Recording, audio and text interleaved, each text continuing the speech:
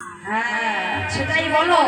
হ্যাঁ গো গোবিন্দ তোমার তো আপন, তাহলে গোবিন্দ যদি তোমার আপন হবে, আপন জনকে খেতে দিচ্ছ আর নিজেদের নামের স্ট্যান্ড মেরে দিয়ে গোবিন্দকে দিচ্ছ। না বলে অন্যের জিনিসে হাত দিলে তাকে কি বলে? চুরি।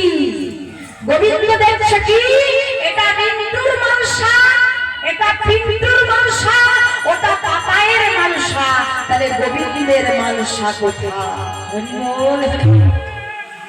হ্যাঁ বাবা, তোমার স্ত্রী তোমার জন্য, তোমার জামাইয়ের জন্য একটা বড় করে থালা সাজিয়েছে, আর তোমার মেয়ে অজান্তে সেই থালাটা নিয়ে তোমার সামনে ধরে দিয়েছে। তুমি কিন্তু জানো ওটা জামাইয়ের থালা, তুমি কি খাবে? কি বাবা খাবে? কেন খাবে না? কারণ ওটা জামাইয়ের থালা। তাহলে ভগবান দেখছে কি এটা রিন্টুর মালসা, ওটা পিন্টুর মালসা, ওটা পাপায়ের মালসা, আমার মালসা তো নেই, তাহলে অন্যের জিনিসে আমি হাত দেব না। এখন মায়েরা বলবে মাগো অতগুলো মাংসের মধ্যে পাকা মাংসা দিয়েছি, যদি গুলিয়ে যায়, তাই না?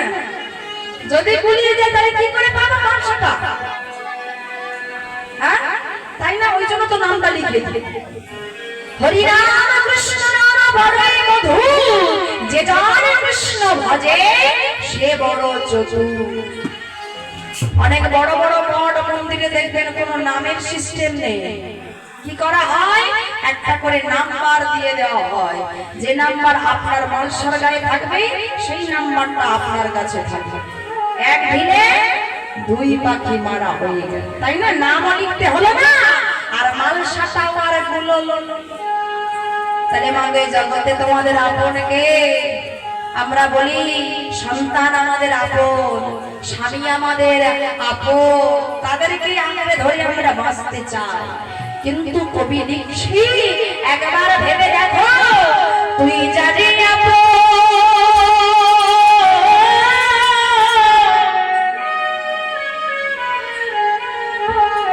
ভাবলি